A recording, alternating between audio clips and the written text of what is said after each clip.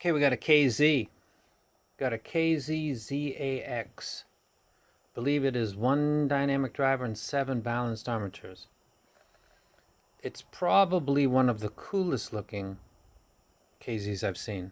I don't think that screen has any functionality at all. I've already taken these out.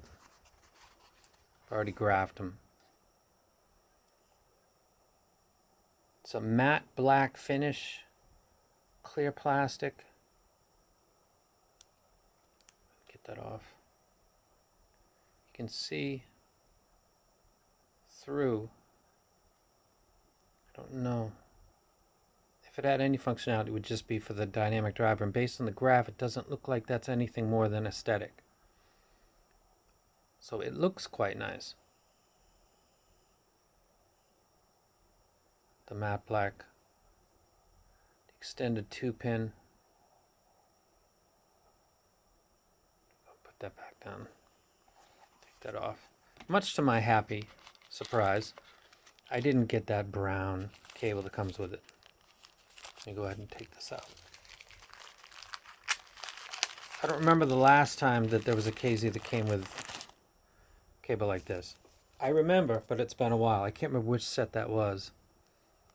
ZSX maybe? This is the ZAX. Maybe that was it. This one looks much better. Is this any different from the brown one? This has actually got a controller in line. Change this to brown? Probably not. Core count is probably the same. That brown makes me sad when I see it. This doesn't seem like it's going to be any less. Let's not get into that. I'm going to go ahead and stop this. This is a close-up. You know what the cable looks like. It's got a very cheap inline right there. You can go ahead and switch the cable out. Looks like it'll do the job. The IM itself looks pretty sharp, actually.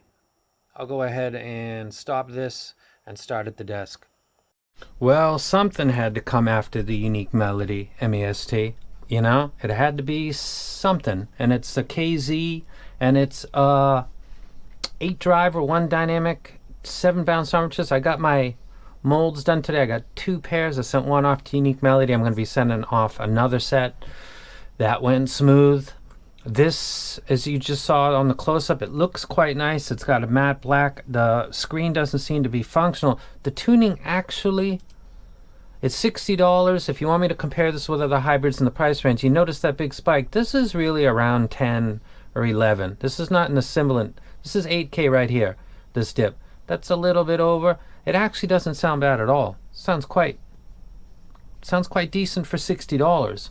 And it's giving a lot of detail and kind of stage right here. If you're sensitive to this frequency, watch out. I'm not particular. I sometimes have a little bit of issue with 8 and 9. I believe the FIO F9 original was right there. That was the worst spot for me. This right here just gives me a larger sense of space, and it might make cymbals a little bit hot. I'll go over that in the review. If you've got any sets that you'd like me to put in the review so I can give you some kind of reference point, like I think it's got better bass than this, or I think the trebles maybe a little harder than this thing, so give me a couple things. I'll take the suggestions and I'll combine it when I do the review. Nobody has this, I don't think, yet, so put it in context using music plus something you might be more familiar with. Go ahead and let me know. Something that's probably in the $60 to $100 price range, $0 to $100, and is a hybrid, not a single dynamic driver, because this is a hybrid, so we can go ahead and check that out. And KZ followed the unique melody. It had to be somebody. Did they look gorgeous? Probably the nicest looking KZ that I've seen. And it's got a silver cable. It's got a very ghetto controller in line. But, hey, you know. So that's the KZ ZAX review will be coming up. And it will include my music library and a couple of suggested earphones that are in the comment section. I'll probably come up with this in about 5, 6, 7, 8 days. I got several reviews I've got to get going with. And I'm out. You guys have I'm about to get jacked and slammed by a hurricane, so hopefully everything I'm looking at right now is still here in about 36 hours. So I'm out. You guys take care.